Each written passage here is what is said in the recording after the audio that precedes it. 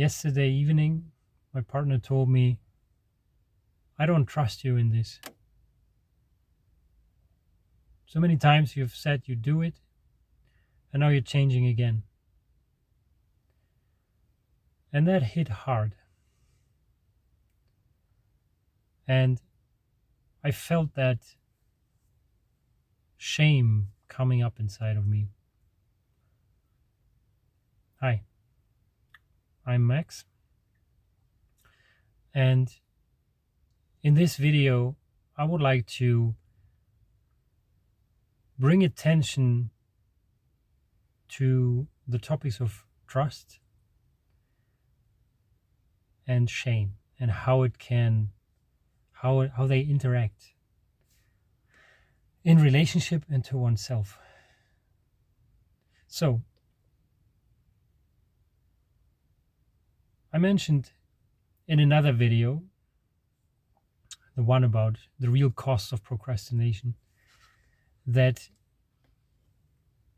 not living up to my word, not being in integrity, makes me powerless, basically, renders me powerless within myself. And when I'm in touch with other people and they ask me, what do you do? How's it going with your project or whatever it is, maybe for you? In my case, how's it going with your business? I know I have nothing new to say and I feel ashamed. And there's a nagging sense that they lose trust in me actually doing something. And more importantly, I lose trust in myself. So let's look at that. Let's look at this shame thing. The interesting thing about shame is that it is not a native emotion of a human being. It's not really an emotion. It's a conditioned response that we internalized through basically not having a loving witness to what happens to us. And it's a shaming witness, rather. What is that? A shaming witness is basically someone who's either totally neglecting you or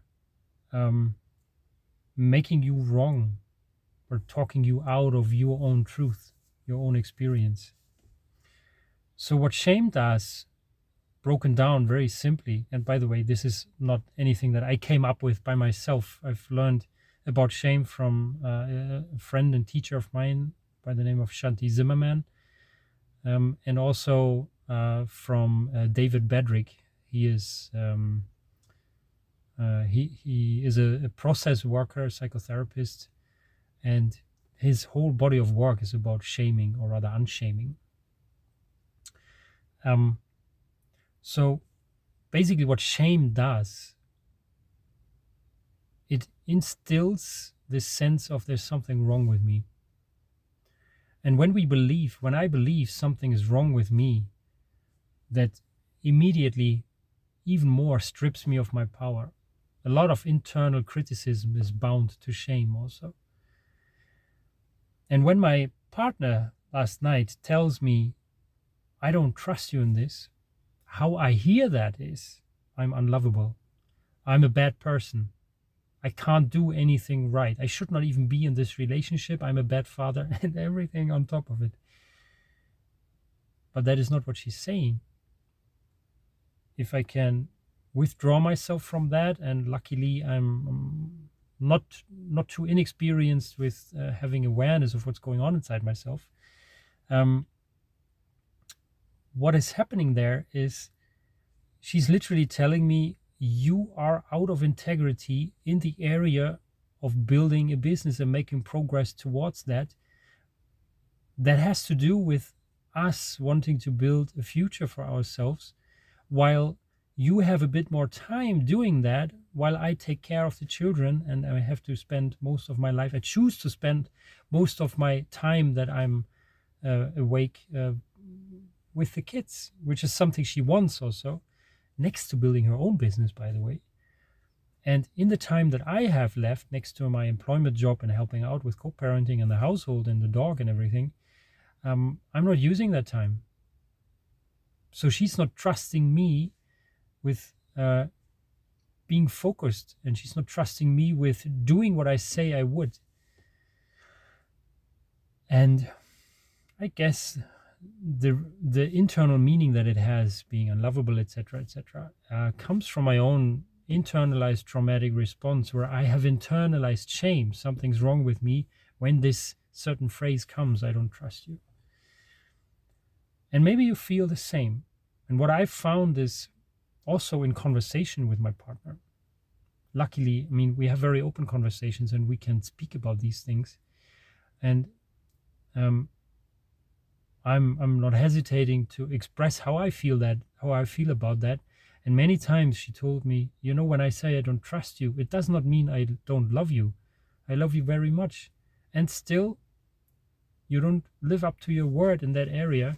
And what that to me means by now is that she is, in a way, holding me accountable, is reminding me of my own integrity, because I myself feel shitty. I'm very good at distracting myself from that feeling, not feeling it, and going into the slumber of laziness and forgetfulness about not taking action on what is important to me, because we share this life, obviously.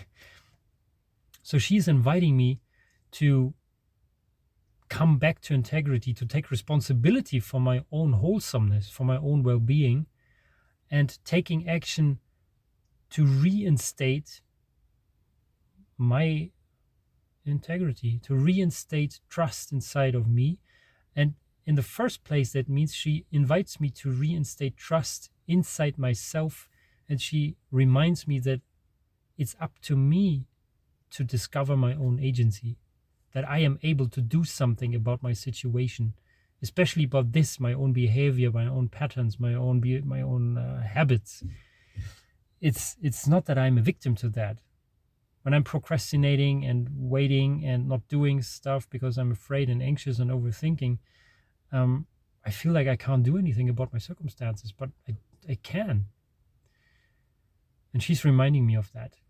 So she's helping me, and this is what I take from that. The shame, wherever it comes from, I don't want to dissect this here, is internalized, saying there's something wrong with you and it makes me as a human being bad. What she is doing by saying I don't trust you in this is she is not criticizing me as a human being. She's criticizing my behavior, and that is something I can change. And I'm grateful for that. While it hurts, I'm grateful for that. Because it leads me back to my own power. And what I also learned from that is that there's not one way of trusting someone. She still trusts me as being a very good father to our children, of being a loving partner to her, of being kind to other humans, of being good to our dog, of taking care of other people, of caring and being lovely to her parents and whatnot. Like, there are lots of things she's very grateful for and she loves me for, and she would not leave me because of that. But with this, she doesn't like that about me.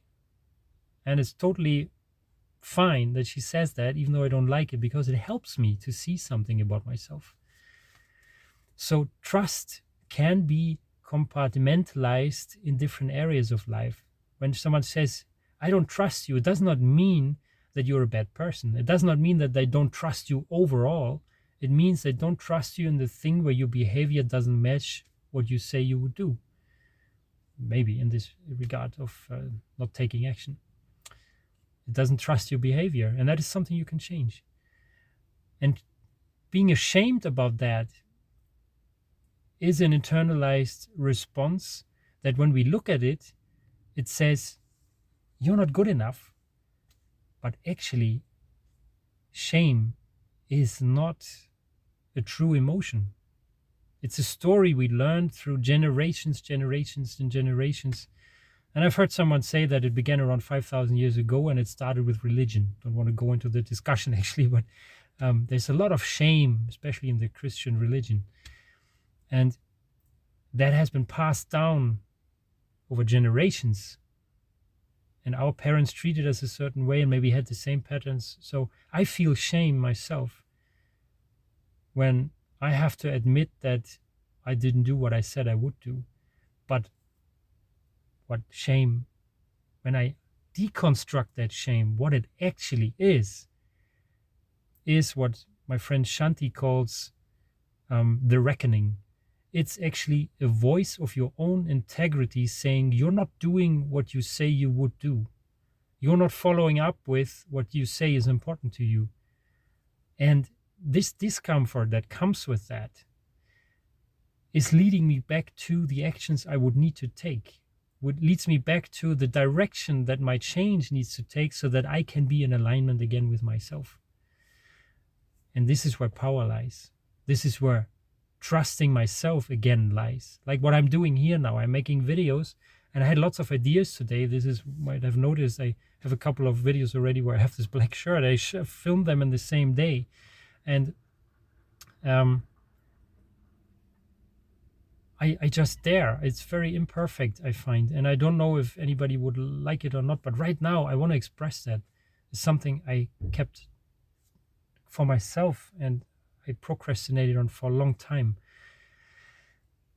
And I have a feeling this distinction between between trust and shame and integrity and shame and the compartmentalization of trust and what that actually means, it points you to the story that you hold inside yourself. And when you slow down enough to be present with this discomfort and look at the story you have inside of you, you can notice that the story is not true and it wants to keep you disempowered.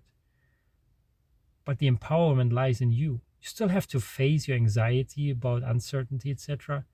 It's almost biological, it's evolutionary that we have this fear, but we can learn to embrace an experimental mindset. As I'm doing here, it's just an example of what I'm talking about actually by making this video. You can experiment and go into the direction, and step by step, the path will unfold. We cannot know that in advance. And once we do that, I already feel much better. I can already look myself more in the eye, even just by having recorded 3 videos today. And do I know if it will be successful? No, I don't know if anybody would be interested in this. At this point, I do it. I ship this creative work, as Seth Godin says, because it's meaningful to me and it carries a message that I believe others would be glad to hear. Because if I think back, I would have been glad to hear this message even now, but I haven't found anyone speaking about it much. So I'm the one speaking about it. Yeah. That's what I wanted to share today. So if someone says to you, I don't trust you, so I don't trust you, ask them, what is it exactly that you don't trust me with? And ask them for the behavior and find the behavior you can change. And stop believing the idea that something is wrong with you as a human being, as a person overall. Because it's not about your being, it's about your behavior. And you can change behavior. You have that power. And when shame comes, try and recognize that instead of going with shame, checking in with yourself and ask yourself, am I maybe not doing what I say I want to do? And to be really sure, ask yourself, do I really want to do that? And if you don't want to do it, own the fact that this is not for you. I choose not to build this business. I choose to have an employment job because I want that. Or whatever your example is. Well, that's it. That was my cheese for today. If you found this, if something in you resonated with that, please comment or share with me what's going on. How does it touch you? I'd like to know. And if you have any questions, of course, to my process, or if you would want me to explain a bit more about stuff, how I perceive it, also ask a question, please. I see this as a conversation that I'm starting with you about this. And again, I'm not speaking the truth for everybody. I'm just expressing what I notice is true for me. If it rings true for you too, that's great. Then maybe we can help each other out. But I'm not an expert. I'm just a real human being that struggles with life at some areas, and I want to find a way that it works better for me. So This is why I'm sharing this. Thank you for watching. Ciao.